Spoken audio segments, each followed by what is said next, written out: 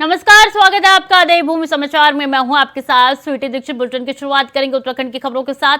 उत्तराखंड सचिवालय में सीएम धामी की अध्यक्षता में हाई लेवल बैठक हुई। यह बैठक प्रदेश में अवैध अतिक्रमण को लेकर सीएम धामी ने बुलाई थी। इस बैठक में जमीनों से जुड़े सभी विभागों के बड़े अधिकारी मौजूद रहे। इसके साथ ही बैठक में मुख्य सचिव सुखबीर सिंह संधू, फॉरेस्ट चीफ अनूप मलिक, अपर मुख्य सचिव राधा रतूड़ी, आनंद वर्धन और पुलिस के आला अधिकारी भी मौजूद रहे। साथ ही राज्य में अवैध अतिक्रमण के लिए बनाए एक नोडल अधिकारी पराग मधुकर धकाते भी इस बैठक में शिरकत करने पहुंचे। बैठक को लेकर मुख्यमंत्री पुष्कर सिंह धामी ने कहा कि प्रदेश भर में अवैध अतिक्रमण के खिलाफ सख्त कार्रवाई होगी, जिसमें अवैध अतिक्रमण करने वालों को किसी भी प्रकार से बख्शा नहीं जाएगा। आपको बता दें कि अब तक की कार्रवाई में करीब 300 से ज्यादा अवैध मजार और 40 से ज्यादा मंदिर ध्वस्त किए गए हैं। ये पहले ही कहा था कि अतिक्रमण जहाँ पर भी होगा, सरकारी भूमि पर जो भी अतिक्रमण होगा, उसको सभी से हमने कहा था कि स्वतः ही अपना जिन्होंने अतिक्रमण किया है हटा लें, अन्यथा प्रशासन उनके अतिक्रमण को हटाने का काम करेगा। और इस क्रम में अतिक्रमण हटाने की कार्रवाई लगातार जारी है और ये जब तक जारी रहेगी जब तक पूरी तरह से सरकारी भूमि से अतिक्रमण मुक्त नहीं हो जाता है। तो सीएम धामी ने बुलाई है उच्च स्तरीय बैठक। इस बैठक में कई निर्णय होंगे और कई ऐसे मुद्दे हैं जिन पर चर्चा होगी। बैठक में तमाम मुद्दे मौजूद रहेंगे और इसी के साथ बता दें कि तमाम बड़े नेता भी इसमें मौजूद रहेंगे। और जिस तरीके से अवैध मज़ारें बनाई जा रही है, अवैध मंदिरें बनाई जा रही है, वन विभाग के अंतर्गत वन के क्षेत्र में ये मज़ारें बनाई जा रही है, अभी तक कई ऐसे मज़ारें हैं जिनको ध्वस्त कर लिया गया है। और सीएम धामी ने साफ तौर पे कहा है कि इस तरीके के अवैध मज़ारें नहीं बनाई जाएगी और जो भी अवैध अतिक्रमण करेगा, चाहे मंदिर हो चाहे मज़ार हो, सब पे सख्त कार्रवाई होगी। और इसके निर्देश भी उन्होंने तमाम नेताओं को, तमाम पदाधिकारियों को दे दिए हैं। बता दी बैठक उच्च स्तरीय है और इस बैठक में कई निर्णय लिए जा सकते हैं और इसी के साथ कई ऐसे नेता है जो कि इस पे उनके जरिए चर्चा होगी। इसमें रितु रतूड़ी भी इसमें शामिल हो रही हैं। कई ऐसे बड़े नेता हैं जो कि इसमें इस बैठक में हिस्सा ले रहे हैं और सीएम धामी के साथ वो चर्चा करेंगे।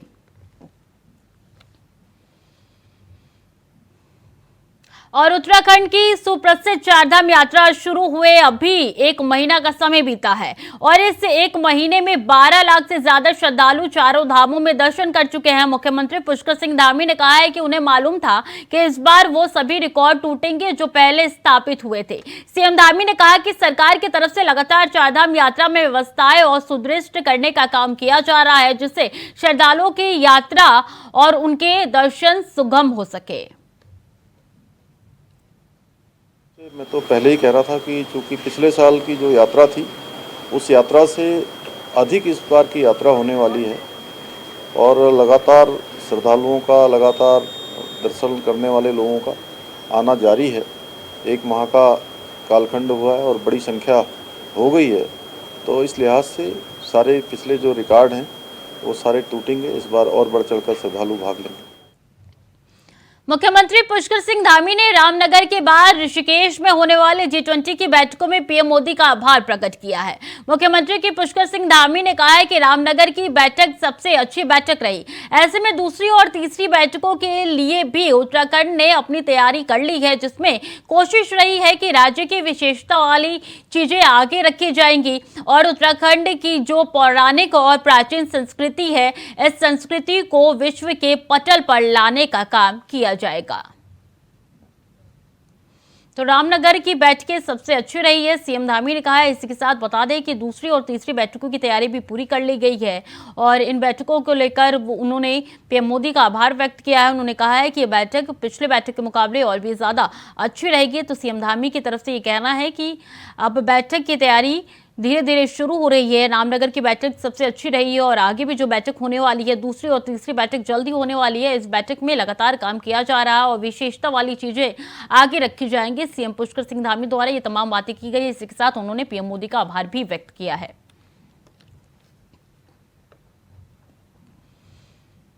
पहली बैठक हमारी रामनगर में हो चुकी है और बहुत शानदार बैठक रही। सभी आने वाले मेहमानों को, जिन लोगों ने उसमें भाग लिया, सभी एक अच्छा अनुभव लेकर गए और दूसरी बैठक भी हमारी ऋषिकेश नरेंद्र नगर में आयोजित हो रही है और तीसरी बैठक भी जून माह में आयोजित होगी। दूसरी बैठक के लिए हम पूरी तरह से तैयार हैं और आने वाले मेहमानों का स्वागत करेंगे। ये उत्तराखंड की पहचान, उत्तराखंड की जो हमारी समृद्ध सांस्कृतिक विरासत है, उन सबको विश्व के अंदर ले जाने के हमारे पास अच्छा अवसर मिला है। तो G20 के सभी लोगों के स्वागत के लिए और अपनी पहचान को और समृद्ध बनाने के लिए हम लोग तैयार हैं। और उत्तराखंड में बीजेपी हो या कांग्रेस, दोनों ही लोकसभा चुनाव के लिए अपनी तैयारियों में जुट चुकी है। लेकिन बीजेपी के लिए प्लस पॉइंट यही है कि समितियों का गठन करने के साथ साथ बीजेपी ने लोकसभा स्तर पर ही अपनी चुनावी तैयारियां शुरू कर दी है। बीजेपी का दावा है कि चुनाव में 51% मत हासिल करने का जो लक्ष्य संगठन ने चुना है, उस लक्ष्य को हासिल करने के लिए लगातार प्रयास किए जा रहे हैं। जबकि कांग्रेस को उम्मीद है कि बीजेपी सरकार की जो नाकामियां है, बेरोजगारी के जो मुद्दे हैं, कानून व्यवस्था को पटरी से उतरी हुई है, उस पर आम जनता विपक्ष का साथ देगी। भारतीय जनता पार्टी हमेशा लक्ष्य के करीब पहुंचने की कोशिश करती है और लक्ष्य प्राप्ति ही हमारा ध्येय है। भारतीय जनता पार्टी का जो मूल सिद्धांत है वो ये है कि हम लक्ष्य प्राप्ति की ओर आगे बढ़ते हैं और लक्ष्य प्राप्त करना ही हमारा अंतिम ध्येय रहता है। और हम इसलिए भी इस बात को कह रहे हैं कि हमारा हर बूथ पर कार्यकर्ता है, बूथ पर हमारी बूथ कमेटियां हैं, 50 प्रमुख समितियां हैं, हमारे शक्ति केंद्र पर कार्यकर्ता हैं और बड़े वरिष्ठ नेताओं को हम जिम्मेदारी देते हैं जहाँ संपर्क करने की, प्रवास करने की और विभिन्न सरकार के कार्यक्रमों को लोगों तक पहुँचाने की। इसलिए हम दरवाजे दरवाजे तक पहुँचाने का एक उद्देश्य के कार्यक्रम निर्धारित किए। दूसरा, 51% मत हमको प्रत्येक लोकसभा में पड़े, इस दृष्टि से विधानसभाओं के सम्मेलन, लोकसभा के सम्मेलन और बूथ स्तर के कार्यकर्ताओं के सम्मेलन। उत्तराखंड में प्रस्तावित निकाय चुनाव को लेकर तारीखों का ऐलान अभी नहीं हुआ है, लेकिन अब कांग्रेस के नेता सरकार पर चुनाव से बचने के आरोप लगाते हुए चुनाव में विलंब कराने की बात कर रहे हैं, जिसके बाद निकाय चुनाव को लेकर सियासी पारा और अधिक बढ़ गया है। आपको बता दें कि उत्तराखंड में अक्टूबर महीने में नगर निकाय चुनाव पहले ही प्रस्तावित है, लेकिन कांग्रेस के नेताओं ने भी सही सरकार पर चुनाव से बचने का आरोप लगाते हुए कहा है कि सरकार चुनाव कराने के फिलहाल पक्ष में नहीं है। तो वहीं बीजेपी की प्रदेश प्रवक्ता ने कहा है कि बीजेपी हमेशा ऐसे ही चुनावी मोड में रहती है। तो निकाय चुनाव अक्टूबर में है और इसको लेकर अभी से आरोप प्रत्यारोप का दौर जारी है। कभी बीजेपी कांग्रेस पे आरोप पलटवार कर रही है तो कांग्रेस कभी बीजेपी पे आरोप लगा रहा है। वहीं आपको बता दें हमेशा चुनावी मोड में रहती है बीजेपी, कांग्रेस की तरफ से कहना है। तो निकाय चुनाव में आने में वक्त है, लेकिन घमासान अभी से देखे जा रहे हैं। लोकसभा चुनाव हो, निकाय चुनाव हो, दोनों चुनाव को लेकर लगातार दोनों पार्टियों के बीच में रस्साकसी जारी है। और ऐसे में देखिए, कभी कांग्रेस बीजेपी पे वार करती है तो बीजेपी कभी कांग्रेस पे पलटवार करती है। और ऐसे में ही कांग्रेस ने कहा है कि बीजेपी हमेशा चुनावी मोड में रहती है और वहीं बीजेपी की तरफ से ये कहना है कि कांग्रेस को चुनाव से कोई मतलब ही नहीं है। तो अक्टूबर में होने वाले हैं निकाय चुनाव, उससे पहले अभी से घमासान देखने को मिल रहा है।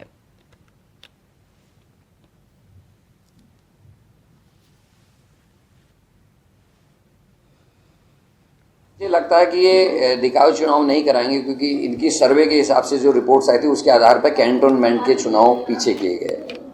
अब निकाय चुनाव आने से ठीक पहले कुछ आदेश जिले अधिकारियों के लेवल से हुए हैं, जिसमें कैंट के सीईओ से ये पूछा गया है कि आपकी कौन सी सिविल एरियाज कैंट से बाहर करके हमने नगर पालिकाओं में, नगर पंचायतों में मिलानी है और उनकी जनसंख्या क्या है। तो निश्चित इस चीज़ से कुछ संकेत इस तरीके के मिल रहे हैं कि चुनाव टाले जा सकते हैं क्योंकि माहौल बीजेपी के पक्ष। हमारी सरकार हर समय चुनाव है, जो चुनाव की तिथियां जो है वो चुनाव आयोग तय करता है। इसमें एक आयोग बना हुआ है हमारा चुनाव आयोग, और वही तिथि तय करता है। जब भी चुनाव आयोग तिथि घोषित करेगा हम तुरंत चुनाव करा देंगे। कोई भी चुनाव हो हम हर तरीके से तैयार है। केवल विपक्ष का तो काम ही है आरोप लगाना। उनका तो अगर उनके समय में कहें तो किस प्रकार से उस समय जब चुनाव आयोग के बातों की भी अवहेलना की जाती थी, वो उस समय का अपने समय का देखें। लेकिन हमारी सरकार हर समय चुनाव आयोग जब भी कहेगा हम तुरंत उसमें चुनाव कराएंगे। चारधाम यात्रा को लेकर उत्तराखंड सरकार की ओर से हर संभव सकारात्मक कदम उठाए गए हैं। इस बार यात्रा की काफी पहले से ही तमाम तैयारियां शुरू कर दी गई थी। यही वजह है कि भारी तादाद में तीर्थयात्रियों के पहुंचने के बावजूद उन्हें हर संभव सुविधाएं मुहैया कराई जा रही है। आपदा प्रबंधन सचिव रंजीत सिन्हा ने कहा है कि यात्रा में जो जिले शामिल है वहां पर मॉक ड्रिल किया जा रहा है और तैयारियों को जांचा और परखा गया है। जहां पर जो कमियां रही है उनको दूर किया गया।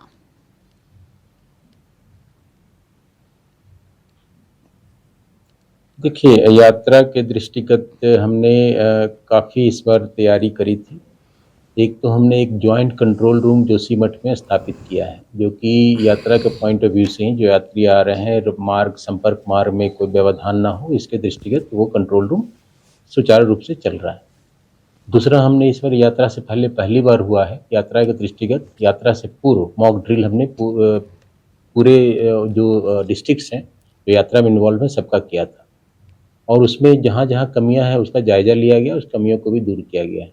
तो मैं ये कह सकता हूँ कि हमारी राज्य सरकार की इसमें जो भी विभाग लगे हुए हैं उनके तरफ से यात्रा में किसी प्रकार के व्यवधान आने नहीं दिया गया है। मेरा पूरी उम्मीद है मुझे कि आगे भी महीनों में जो यात्रा चलेगी वो सुचारू रूप से चलती रहेगी।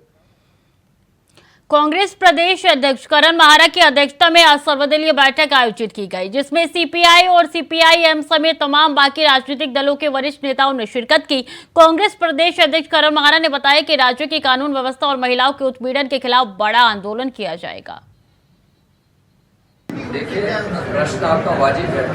हम लोग राजनीतिक पार्टियां हैं और जब कोई वाजिब स्थिति आई है, महिलाओं के उत्पीड़न का मामला ये केवल किसी पार्टी का संबंधित नहीं है या अंकिता भंडारी केस किसी एक पार्टी से संबंधित नहीं है, ये सामाजिक विषय है और इन विषयों को उठाने की हम लोगों की जिम्मेदारी, ये भी एक पहलू है और निश्चित ही चुनाव भी एक पहलू है। पहलू इसलिए है क्योंकि अगर व्यवस्थाएं बदलनी है तो जिस सरकार में कुकृत्य हो रहे हैं, जिस सरकार में व्यवस्थाएं चरमरा गई हैं, उस सरकार को बदलने का एक ही उपाय लोकतंत्र में है, वो चुनाव है।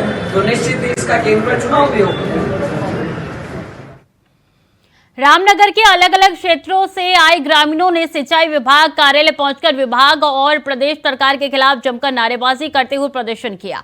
सिंचाई विभाग में भी कई ग्रामीण क्षेत्रों में सिंचाई विभाग की नहरों और गूलों पर अतिक्रमण करने वालों के खिलाफ नोटिस देने की कार्रवाई की गई, जिसके विरोध में आज प्रभावित ग्रामीणों ने पूर्व ब्लॉक प्रमुख संजय नेगी के नेतृत्व में कार्यालय पहुंचकर हंगामेदार सभा करते हुए प्रदर्शन किया। तो बता दें कि पूर्व ब्लॉक प्रमुख के नेतृत्व में ये प्रदर्शन हुआ है। ग्रामीणों ने धरना प्रदर्शन किया है। संजय नेगी का सरकार पर तंज भी कसा गया है। गरीब जनता का उत्पीड़न हो रहा है, जो कि संजय नेगी ने बोला है। और इसी के साथ जानकारी दे रही कि भारी संख्या में ग्रामीण पहुंचे थे कार्यालय पे, पहुंच के उन्होंने भारी संख्या में वहां पे ग्रामीण पहुंच के प्रदर्शन किए थे और ग्रामीणों द्वारा ये प्रदर्शन हुआ था क्योंकि उनके साथ संजय नेगी थे, जो कि पूर्व ब्लॉक प्रमुख है। और उनका बयान भी निकल के सामने आया है। उन्होंने तंज कसते हुए सरकार पे कहा है कि गरीब जनता का उत्पीड़न हो रहा है। तो संजय नेगी का ये बयान निकल के सामने आया। इसमें भारी संख्या में ग्रामीण पहुंचे थे। ग्रामीण पहुंच के वहां पे उन्होंने धरना प्रदर्शन किया था। ग्रामीण नाखुश नजर आ रहे हैं। देखिए, इस रामनगर के अंदर वन ग्रामों के अलावा विभिन्न विभागों के लोगों ने जो है लोगों को नोटिस दिए हैं कि 3 दिन के अंदर आप अपना घर जो है घर से घर हटा लीजिए, नहीं तो हम इसमें तोड़फोड़ करेंगे। तो आज हमने इसी क्रम में सर्वप्रथम, क्योंकि सिंचाई विभाग के लोगों ने बहुत सारे नोटिस इस क्षेत्र में प्रभावित क्षेत्रों में दिए हैं, तो उसको लेकर आज हमने यहाँ पर सिंचाई विभाग में 1 दिवसीय यहाँ पर धरना दिया था, जिसमें लोगों ने बढ़ चढ़ कर हिस्सा लिया यहाँ पर। और हमने आज इस धरने के माध्यम से सिंचाई विभाग को चेताने का काम किया है कि यदि आपने अतिशीघ्र अपनी कार्रवाई को नहीं रोका तो हम लोगों के साथ मिलकर एक बड़ा जन आंदोलन करेंगे। और जिस तरीके से आपने लोगों को नोटिस दिया है, मैं तो ये पूछना चाहता हूँ सिंचाई विभाग से कि 50-60 वर्षों से ये लोग आप कहते हैं कि अतिक्रमण कर रखा है। 50-60 वर्षों से आप कहाँ सोए हुए थे? आज आपकी नींद अचानक कैसे जाग गई? क्या सरकार का एक फरमान आपको इतना विवश कर दिया कि आप लोगों के जो आशियाने हैं उन आशियानों को उजाड़ने का काम करेंगे? मैं सीधे शब्दों में इनको चेताना चाहता हूँ कि यदि आपने अतिशीघ्र ये कार्रवाई नहीं रोकी तो निश्चित रूप से इस रामनगर में एक बड़ा जन आंदोलन होगा। रामनगर क्षेत्र में सरकारी जमीनों पर अतिक्रमण करने वालों के खिलाफ कई विभागों द्वारा नोटिस देने के माध्यम से अतिक्रमणकारियों को अपने मकान खाली करने के आदेश देने के साथ ही मकान खाली ना होने पर तोड़ने की चेतावनी दी गई है, जिसको लेकर लगातार प्रभावित लोगों का विरोध बढ़ता जा रहा है। विभाग की नहरों पे जहाँ जहाँ पर अतिक्रमण थे उनको पूर्व में नोटिस दिए गए थे अतिक्रमणकर्ताओं को, और विधि सम्मत प्रक्रिया के अंतर्गत ड्यू प्रोसेस ऑफ लॉ को फॉलो करते हुए नोटिस सर्व करने के बाद अतिक्रमण जब न हटाए जाने पर सिंचाई विभाग और पुलिस विभाग और प्रशासन द्वारा यहाँ पर अतिक्रमण हटाए जाने की कार्रवाई की जा रही है। और कुछ संशय थे कुछ लोगों के, तो संशय भी दूर कर दिए गए हैं, क्योंकि जो नया जो लेटेस्ट जो रिकॉर्ड है और पुराना जो रिकॉर्ड है उसमें जो भी असंगत तथ्य थे उस बारे में जो है स्थिति स्पष्ट कर ली गई है, और जहाँ भी इस तरीके का अतिक्रमण हुआ है और गलत अतिक्रमण हुआ है वो सिंचाई विभाग के द्वारा हटाया जाए। ये बड़ा दुर्भाग्यपूर्ण है कि इस समय जो कार्रवाई विभागों द्वारा की जा रही है अतिक्रमण के नाम पर, हम ये मानते हैं कि ठीक है, सरकारी भूमि पर जिसने अतिक्रमण किया उस पर कार्रवाई होनी चाहिए, जो हमारी सरकार की भी मंशा है, हम उनका स्वागत करते हैं। लेकिन अतिक्रमण के नाम पर आप गलत तरीके से जो लोग 100 साल 200 साल से बसे हुए हैं उनको निस्तनाबूद कर रहे हो। क्यों? वो अनपढ़ लोग थे, पढ़े लिखे नहीं थे, उन्होंने अपनी कागजी कार्रवाई नहीं की। अगर वो चाहते, अक्लमंद होते, 229B और या दूसरी धाराओं में मुकदमा पंजीकृत करा देते तो कागज वाले बन जाते। आज इन चीज़ों को इस तरीके से इनके साथ बैठ के गांव के प्रतिनिधियों को शामिल करते हुए चीज़ों को सम्मिलित की जानी चाहिए। खबर लक्सर से है, जहां जीआरपी पुलिस ने चलती ट्रेनों में यात्रियों के मोबाइल फोन चोरी करने वाले शातिर चोर को गिरफ्तार किया है। उसके कब्जे से 4 मोबाइल फोन बरामद किए हैं। पूछताछ में आरोपियों ने अपना नाम वसीम निवासी गली नंबर 7 थाना मुगलपुरा जनपद मुरादाबाद उत्तर प्रदेश बताया है। चोरियों की, फ़ोन चोरी, सामान चोरी की घटनाएं बढ़ रही थी, तो चेकिंग कर रहे थे तो रुड़की रेलवे स्टेशन पर एक संदिग्ध व्यक्ति दिखाई दिया। जब उससे तलाशी ली, पकड़ गए, तो उसके पास से 4 मोबाइल फ़ोन बरामद हुए। अभियुक्त आपराधिक प्रवृत्ति का व्यक्ति है। इसके खिलाफ 1 मुकदमा जीआरपी मुरादाबाद में है और 3 मुकदमे मुगलपुरा थाना जिला मुरादाबाद में दर्ज हैं। 2 अभियोग हमारे यहाँ जीआरपी लक्सर में दर्ज है। एक जो उसके पास से बरामद हुआ है नोकिया फ़ोन मोबाइल, उसकी जांच की जा रही है। जैसे ही पता चलेगा स्वामित्व का तो उसको हम संबंधित को सूचना दे देंगे। और गंगा नदी पार सिद्ध कुटी श्री चंद महाराज के मंदिर में भंडारा देकर वापस लौट रहे अलावलूपुर गांव के ग्रामीणों की नाव गंगा में पड़े एक पाइप से टकराकर पलट गई। नाव सवार 11 ग्रामीण और उनकी 8 मोटरसाइकिल भी नदी में बह गई। इस बीच गंगा किनारे पर अपने खेतों की रखवाली कर रहे कई युवकों ने गंगा में छलांग लगा दी और गंगा में डूब रहे ग्रामीणों को बचाने की कोशिश की। ग्रामीणों ने इसकी जानकारी पुलिस को दी। सूचना पाकर पुलिस मौके पर पहुंच गई और कई घंटे की मशक्कत के बाद पुलिस ने गंगा में बह रहे सभी लोगों को बाहर निकाल लिया।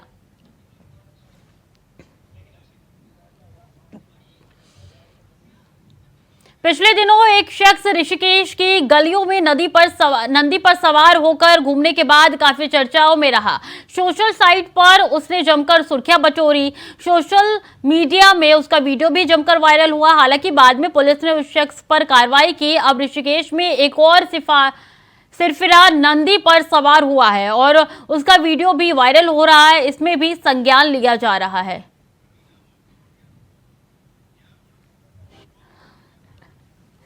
तो इससे पहले भी एक वीडियो निकल के सामने आई थी जब नंदी पे एक शख्स भाग रहा था और वो वीडियो भी सोशल मीडिया पे जमकर वायरल हुई। ये दूसरी वीडियो ऋषिकेश से निकल के सामने आई है जहां पे एक शख्स नंदी पर बैठ के अजीबोगरीब हरकत कर रहा है। सिरफिरा ये शख्स बताया जा रहा है। ये वीडियो भी सोशल मीडिया पे वायरल हो रहा है।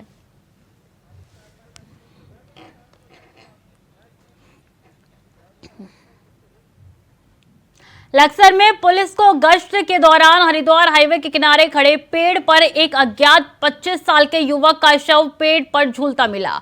पुलिस ने मौके पर मौजूद ग्रामीणों से शव की शिनाख्त कराने की कोशिश की, लेकिन उसकी पहचान नहीं हो सकी है। पुलिस की माने तो जिस युवक का शव पेड़ से लटका मिला है उसके पेट पर जले हुए के निशान हैं और उसने दाहिने कान में कुंडल भी पहना हुआ है। फिलहाल मृतक के शव का पंचनामा भरकर पोस्टमार्टम हाउस भिजवा दिया गया है। के पास सड़क किनारे पेड़ से लटकी हुई है, तो उसके द्वारा जो है नीचे के हिस्से में कपड़े नहीं पहने हुए थे, तो अभी उतार के उसके आसपास के लोगों की शिनाख्त कराएगी, लेकिन उसका पता नहीं चल पाया है और फिलहाल बॉडी का पंचनामा भर के पोस्टमार्टम के लिए भिजवाई जा रही है। जैसी शिनाख्त होगी अग्रिम कार्रवाई। और उत्तराखंड पिछले कुछ दिनों से तापमान बढ़ने से प्रचंड गर्मी झेल रहा है। इस गर्मी से आम लोगों को काफी दिक्कतों का सामना करना पड़ रहा है। तो वहीं उत्तराखंड मौसम विभाग ने 23 मई देर शाम से 26 मई तक पूरे प्रदेश में हल्की बारिश, तेज हवाओं के साथ ओलावृष्टि और चारधाम इलाकों में हल्की बर्फबारी की संभावना जताई है। मौसम विभाग के निदेशक विक्रम सिंह के मुताबिक 24 और 25 मई को ऑरेंज अलर्ट रखा गया है, क्योंकि इन 2 दिन पूरे प्रदेश में हल्की बारिश और चारधाम इलाकों में बर्फबारी के साथ पूरे प्रदेश में कई जगहों पर तेज हवाओं के साथ ओलावृष्टि की संभावना है। 1-2 दिन से धूप अच्छी खिल रही है और तापमान भी जो सामान्य से अधिकतम तापमान जो है 2 से 3 डिग्री तक कहीं कहीं पर ऊपर है। बाकी जगह में वो सामान्य के आसपास ही हैं, तो बहुत ज़्यादा भी कुछ ऐसा नहीं है, लेकिन हाँ थोड़ी बहुत इस समय जो है जो सामान्य के आसपास तापमान है या जो गर्मी इस समय देखने को होनी चाहिए तो वो दिख रही है। लेकिन कल से आप देखेंगे तो जो मौसम में वो बदलाव होने वाला, कल शाम रात से जो रेन थंडरस्टॉर्म एक्टिविटी जो है वो प्रदेश में देखने को मिलेगी 23 तारीख से, और ये जो एक्टिविटी है करीब करीब जो आप कह सकते हैं 26 तारीख तक वो रहने वाली है। अगर पीक की बात करें तो 24 और 25 को जो रेन थंडरस्टॉर्म एक्टिविटी की जो है वो अनेक जगहों तक में या ज़्यादातर जगहों तक में 24 और 25 में वो रहने वाली है, और 23 शाम रात से कहें या 26 तारीख को कहें तो ये जो है अनेक जगहों तक में उसके दौरान भी इन डेट्स में भी रहेंगी। तो फिलहाल के लिए देवभूमि समाचार में इतना ही। खबरों का सिलसिला लगातार जारी है, देखते रहिए इंडिया वॉइस।